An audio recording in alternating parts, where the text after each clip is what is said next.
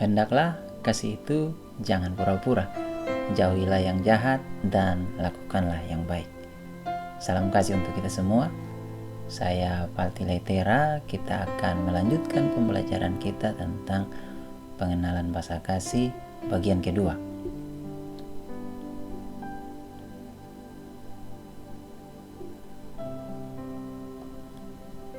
Di video sebelumnya kita telah belajar tentang apa itu bahasa kasih. Dan pada video kali ini kita akan belajar bersama tentang gambaran umum 5 bahasa kasih. Gary Chapman telah membagi bahasa kasih menjadi 5, yaitu penegasan, hadiah, pelayanan, sentuhan fisik, waktu berkualitas. Untuk mempermudah saya mengingat kelima bahasa kasih ini, saya membuat singkatan PHPSW. Jadi P yang pertama ini untuk penegasan, H untuk hadiah, P yang kedua ini untuk pelayanan, S untuk sentuhan fisik, dan W untuk waktu berkualitas. Sahabat kasih bisa membuat singkatan-singkatan sendiri atau singkatan-singkatan lainnya untuk mempermudah mengingat 5 bahasa kasih tersebut. Ya, walaupun hanya 5 ya, tapi kita membuat satu keunikan tersendiri lah. Saya membuat PHPSW ini. Kita akan memulai belajar dengan bahasa kasih yang pertama, yaitu penegasan.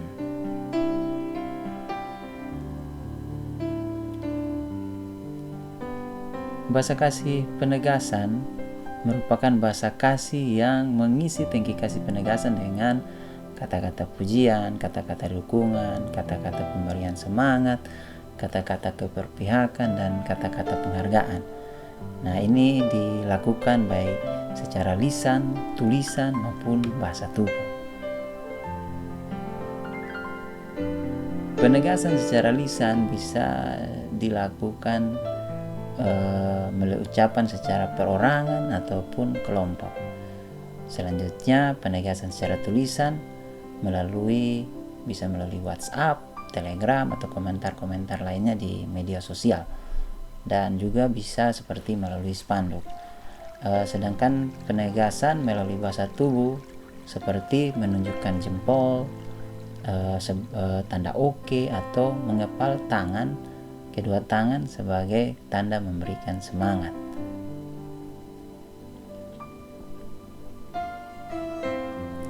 Cara untuk mengisi tangki kasih penegasan yaitu melalui pemberian dukungan secara langsung, melalui tatap muka, maupun melalui komunikasi lainnya seperti melalui telepon atau video call. Yang berikutnya dapat memberikan pujian dan penghargaan, terus menyatakan keberpihakan dan memberikan semangat. Kita perlu untuk melakukan hal-hal tersebut secara tulus, karena ya bagaimanapun memberikan pujian, dukungan, semangat, keberpihakan, dan penghargaan memang tidak mudah, apalagi jika terdapat hambatan dari lingkungan di sekitar kita. Namun hal tersebut bisa tetap kita lakukan dengan cara melatihnya secara terus-menerus. Hanya kendalanya mau atau tidak kita untuk melatihnya.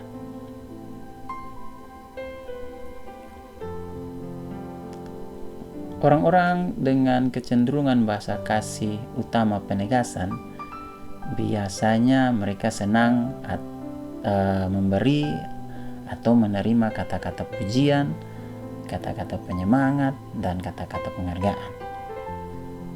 Beberapa contoh bahasa kasih penegasan seperti ini ya, agak error di slide-nya. Kita ulangi lagi. Ya, ini. Adik rajin sekali.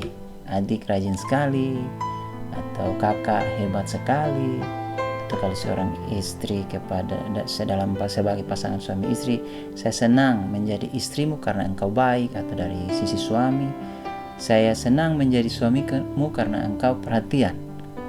Nah, seorang ibu kepada anak dia bisa bilang, ibu ada di pihakmu nak, atau saya setuju dengan pendapatmu, saya mendukung kamu. Atau dia mungkin dengan bahasa tubuhnya menunjukkan jempol sebagai tanda hebat. Dan yang berikutnya seperti memberikan anggukan sebagai tanda setuju.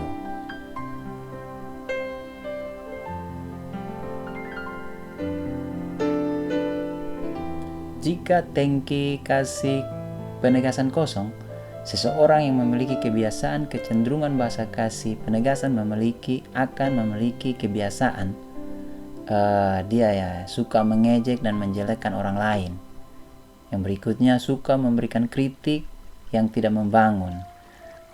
Terus susah untuk memberikan kata-kata penegasan, baik pujian, penyemangat, maupun penghargaan.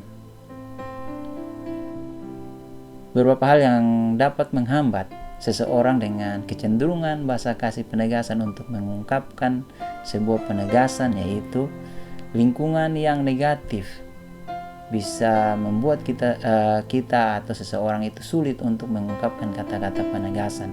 Contohnya, contoh lingkungan yang negatif itu seperti anak-anak atau seseorang yang setiap hari hidup di sebuah lingkungan yang selalu mendengar kata-kata kasar. Mereka cenderung untuk susah mengungkapkan kata-kata penegasan berupa pujian, penyemangat, dan penghargaan. Selain lingkungan yang negatif, lingkungan yang positif pun bisa menjadi penghambat, karena di dalam lingkungan yang positif tersebut orang-orang atau seseorang jarang untuk dia dipuji. Itu juga, atau dia diberi kata-kata penegasan tadi, itu juga membuat orang sulit untuk mengungkapkan kata-kata penegasan kepada orang lain. Yang berikutnya, sakit hati atau tidak bisa mengampuni karena sering dimarahi, seperti oleh orang tua, guru, atau pasangan. Selanjutnya kita masuk ke bahasa kasih yang kedua, hadiah.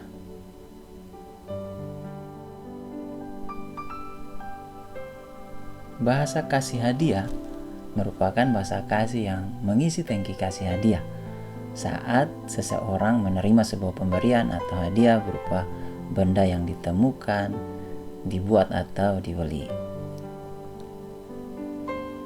Hadiah merupakan sebuah gambaran bahwa aku memikirkanmu, aku ingin agar kau memilikinya, dan aku menyayangimu.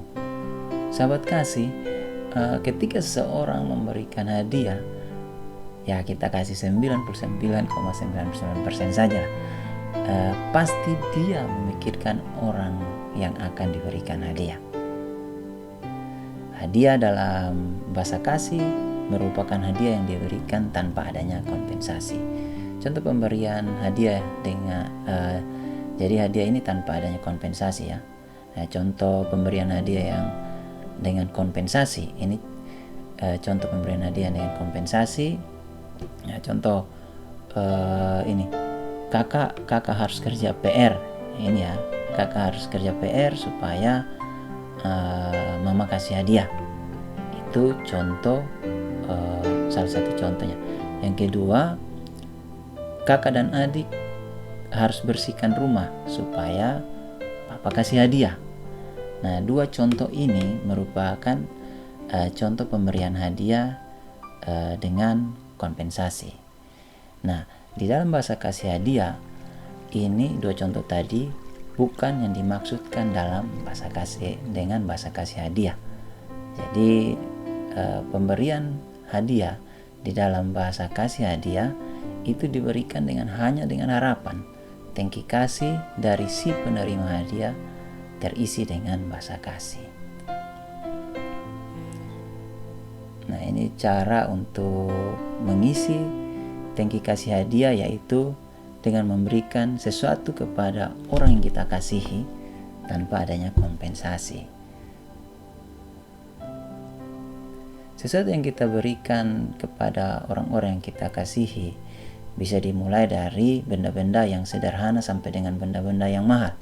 yang ditemukan, dibuat atau dibeli. Contoh kalau yang ditemukan itu seperti ini, bunga nih, bunga, kerang. Terus kalau yang dibuat ini seperti lipatan origami, terus ada kartu ucapan selamat, baik selamat ulang tahun atau selamat pernikahan, tapi itu dibuat. Terus ada juga lukisan, sedangkan yang dibeli bisa boneka, jam tangan atau tas yang dibeli. Sahabat kasih, memberikan sesuatu juga harus dibiasakan. Jika tidak, seseorang akan kesusahan dalam memberi atau berbagi. Orang-orang dengan kecenderungan bahasa kasih utamanya adalah hadiah, biasanya senang memberi atau menerima sesuatu. Ini suka mengumpulkan sesuatu dan suka menyimpan barang dalam waktu yang lama. Contoh bahasa kasih hadiah, ini contoh bahasa kasih hadiah: memberikan bunga, makanan, oleh-oleh, terus mengoleksi. Orang-orang yang suka mengoleksi perangko, uang kuno. Terus ada yang menyimpan hadiah adalah menyimpan hadiah atau sesuatu yang dari masa kecilnya seperti bantal, boneka. Nah, ini contoh kita bisa contoh orang-orang yang punya bahasa kasih atau cenderung bahasa kasih utamanya adalah hadiah.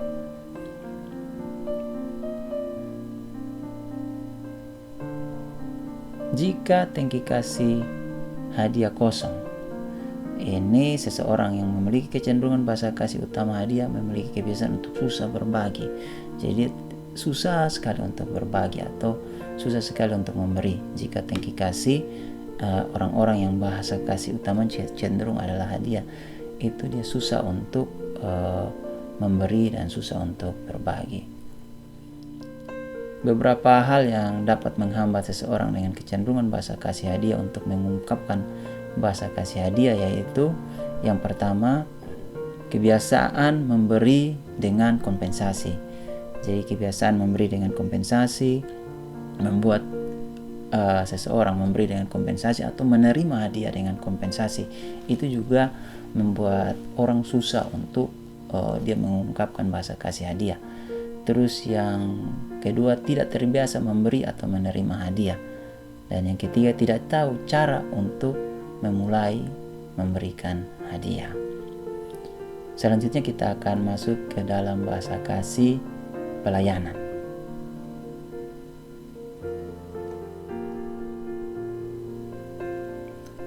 Bahasa kasih pelayanan merupakan bahasa kasih yang mengisi tangki kasih pelayanan melalui bantuan yang diberikan secara ikhlas dan karena pilihan tanpa paksaan. Pelayanan sebagai sebuah bahasa kasih harus dilakukan secara ikhlas, bukan karena perasaan takut, tetapi karena kita memiliki atau kita memilih untuk melakukannya. Pelayanan tidak membutuhkan keahlian teknis yang tinggi, namun dapat dilakukan dengan hal-hal sederhana seperti ini: membersihkan rumah, memotong rumput, membuang sampah. Itu hal sederhana yang bisa kita lakukan untuk mengisi tangki kasih pelayanan. Selain itu, sahabat kasih, pelayanan yang dimaksud dalam bahasa kasih ini bukanlah perbudakan. Perbudakan menciptakan amarah, kepahitan, dan kebencian, karena terkadang pelayanan itu dilakukan dengan perasaan takut, perasaan bersalah, dan perasaan benci. Bahasa kasih pelayanan yang akan kita pelajari akan sangat mudah dilakukan oleh mereka yang tumbuh di dalam rumah yang diajarkan tindakan lebih berarti dari kata-kata. Jadi bahasa kasih pelayanan ini akan sangat mudah dilakukan oleh mereka yang tumbuh di dalam rumah atau lingkungan yang diajarkan tindakan lebih berarti daripada kata-kata. Jadi tindakan itu lebih berarti daripada kata-kata. Cara untuk mengisi tangki kasih pelayanan yaitu dengan membantu melakukan atau membuat sesuatu untuk orang-orang yang kita kasihi dengan tulus. Hal-hal yang bisa kita lakukan seperti mencuci mobil, terus membersihkan rumah, menyuap anak saat makan, terus mencuci piring dan pakaian, membersihkan tempat tidur, terus mengatur tempat tidur, terus bisa juga ini menjemur pakaian. Seperti itu hal-hal yang bisa kita lakukan untuk mengisi tangki kasih orang-orang yang kita kasihi, yang memiliki kecenderungan bahasa kasih pelayanan. Sebagai orang tua, ketika kita ketika anak-anak kita minta tolong untuk melakukan sesuatu, kita harus menolong dengan tulus, karena hal tersebut dapat mengisi tangki kasih mereka. Namun kita juga harus mewaspadai kebiasaan anak atau orang-orang dewasa yang merekayasa dengan meminta tolong.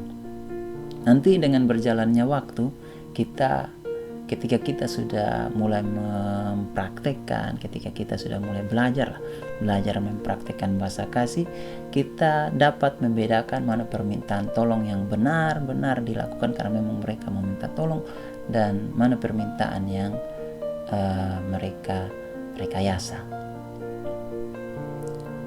Orang-orang dengan kecenderungan bahasa kasih utama pelayanan biasanya sigap dan senang membantu orang, serta senang dibantu orang lain. Jadi mereka senang membantu orang, mereka juga senang dibantu oleh orang lain. Beberapa contoh bahasa kasih pelayanan yaitu memasak dan mencuci, terus mengambilkan makanan dan minuman, membuang sampah, membantu mengerjakan tugas sekolah. Jika tangki kasih pelayanan kosong, seseorang yang memiliki ini, agak error. Ini. Jika tangki kasih pelayanan kosong, seseorang yang memiliki kecenderungan bahasa kasih utama pelayanan memiliki kebiasaan ini. Yang pertama, dia meminta untuk dilayani dengan kasar. Jadi dia meminta untuk dilayani dengan kasar. Yang kedua, dia bersikap seperti raja atau bos. Terus yang ketiga, dia sering membuli orang lain. Nah, ini jika tangki kasihnya kosong. Hambatan yang menghambat seseorang dengan kecenderungan bahasa kasih pelayanan untuk mengungkapkan bahasa kasih pelayanannya, yaitu keluarga. Yang pertama, keluarga atau lingkungan yang tidak terbiasa melayani sehingga tidak mau membantu orang lain. Kalau yang kedua, dia tumbuh dalam keluarga yang mengurus diri sendiri sehingga tidak biasa untuk menerima bantuan dari orang lain. Nah, untuk yang kedua, kalau kita mau membantu seseorang yang tumbuh dalam keluarga yang mengurus diri sendiri, kita harus bertanya dulu. Karena biasanya mereka akan tersinggung.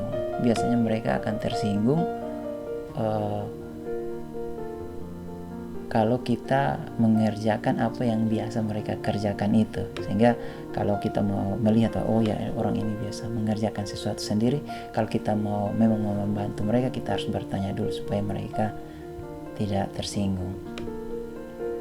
Selanjutnya kita akan masuk ke bahasa kasih sentuhan fisik.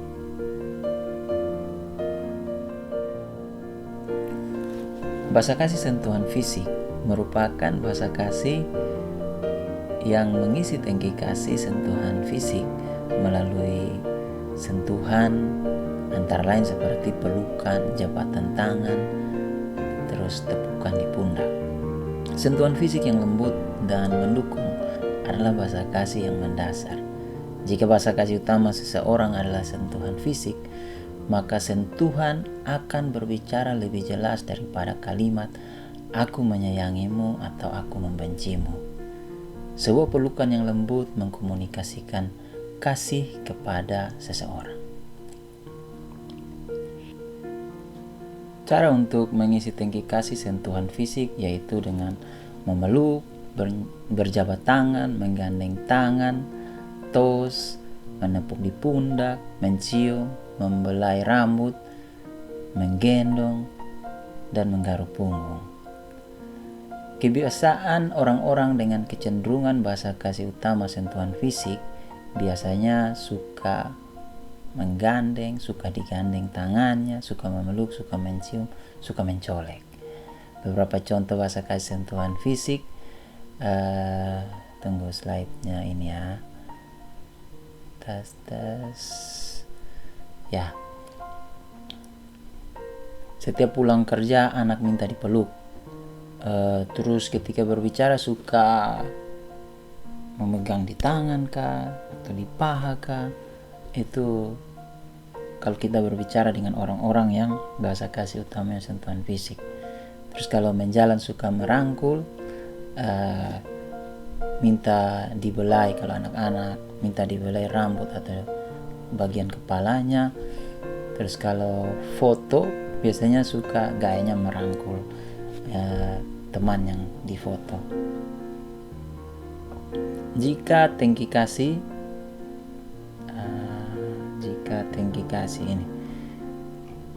kasih kosong untuk orang-orang yang kecenderungan bahasa kasih utama adalah cenderungan fisik, mereka akan memiliki kebiasaan ini, suka mencubit, suka memukul, suka menendang, ada juga yang suka menggigit. Biasanya ini dilakukan terhadap adik, kakak, atau teman saat berada di luar rumah. Dalam relasi suami istri biasanya terjadi kekerasan di dalam rumah tangga. Beberapa hal yang dapat menghambat seseorang dengan kecenderungan bahasa kasih sentuhan fisik untuk mengungkapkan bahasa kasih sentuhan fisik, yaitu lingkungan yang negatif.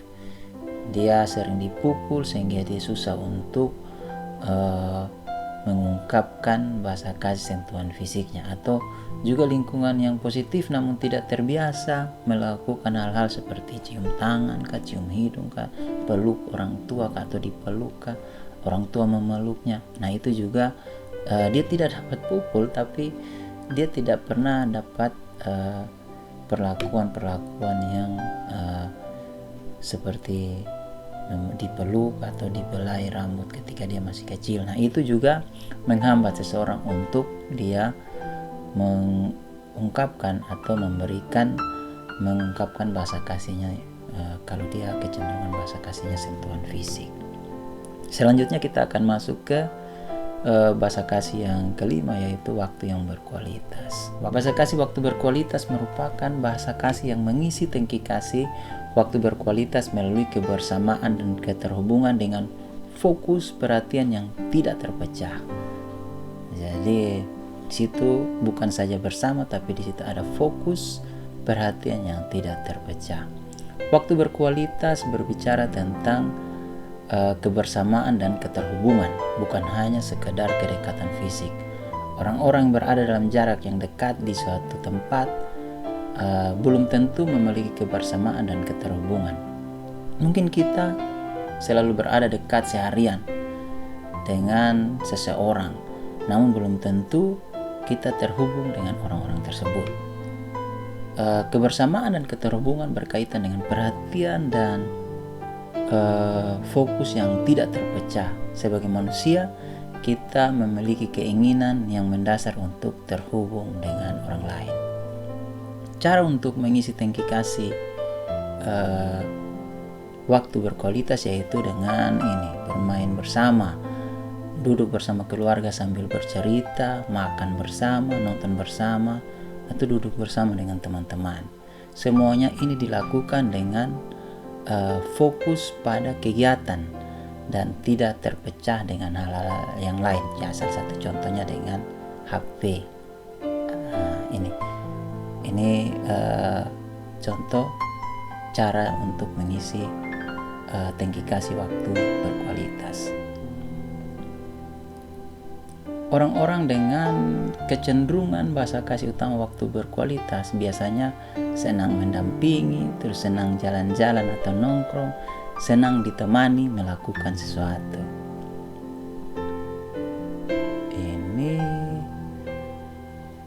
Beberapa contoh bahasa kasih waktu berkualitas adalah mengerjakan sesuatu bersama-sama, main bersama, terus nongkrong bersama dalam waktu yang lama. Jadi kalau orang yang bahasa kasihnya waktu berkualitas itu dia akan kalau dia sudah duduk dengan teman-teman itu bisa dalam waktu yang lama.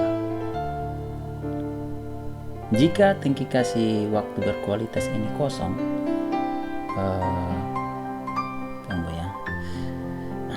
jika tangki kasih waktu berkualitas kosong, seseorang yang memiliki kecenderungan bahasa kasih utama waktu berkualitas akan memiliki kebiasaan dia suka menyendiri. Ini suka menyendiri, terus dia tidak mau diajak kemana-mana. Beberapa hal yang menghambat seseorang dengan kecenderungan bahasa kasih waktu berkualitas untuk mengungkapkan bahasa kasih waktu berkualitas yaitu kurang interaksi dengan orang tua, antara orang tua ya, kurang interaksi antara orang tua dan anak atau antara pasangan, serta kesibukan dari orang tua dan pasangan. Sahabat kasih, demikian pembelajaran kita terkait dengan gambaran umum 5 bahasa kasih. Semoga bermanfaat. Selanjutnya, pada video berikut kita akan belajar tentang manfaat bahasa kasih. Terima kasih. Saya Palti Letera. Teruslah berbagi ilmu meskipun hanya hal-hal yang sederhana. Salam kasih untuk kita semua. Tuhan Yesus memberkati.